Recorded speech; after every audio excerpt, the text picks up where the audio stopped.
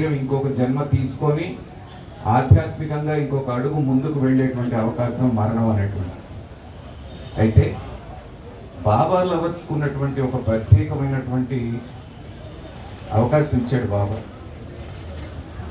ప్రతిరోజు నామస్మరణ చేయటం అనేటువంటిది మీరు అలవాటుగా మార్చుకుంటే అవసాన దశలో ఆఖరి ఊపిరి తీర్చుకునేటప్పుడు జీవుడు దేని మీద మనసు పెడతాడో నెక్స్ట్ జన్మలో అది మాత్రమే అతనికి దక్కుతుంది అనేటువంటి చెప్తూ ఉన్నారు.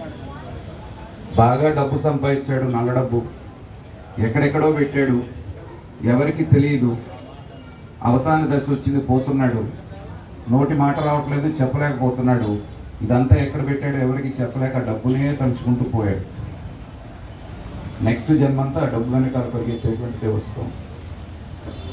అలా కాకుండా బాబా బాబా అని నామం తలుచుకోవటం అనేటువంటిది అనినిత్యము అయి అలవాటై ప్రాపంచికమైనటువంటి విషయాల మీద వ్యామోహం తగ్గించుకొని ఆయన్నే నిత్యం స్మరించుకునే వాళ్ళకి వేరే విధంగా గుర్తు తెచ్చుకోవాల్సిన పని లేకుండా అవసాన దశలో బాబానే గుర్తుకొస్తాడు.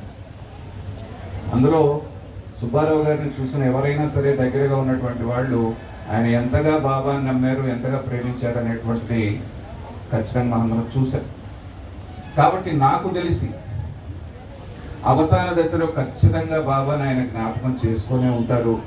ఒకసారి అవసాన దశలో బాబా నామం స్మరించిన ఎవరికి కూడా ఈ జనన మరణ చక్రం నుంచి తప్పించి నేరుగా మోక్షం కలిగేటువంటి బాబాలో ఐక్యమయ్యేటువంటి అవకాశం ఉంటుంది.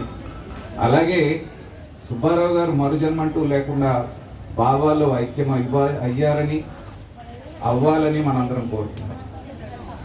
అలాగే మనందరం చనిపోయిన వాళ్ళందరి ముందు వారు ఎలా బ్రతికారనే దాంతో సంబంధం లేకుండా కీర్తి శేషులు అనే ఒక పదం యాడ్ చేస్తూ ఉంటాం.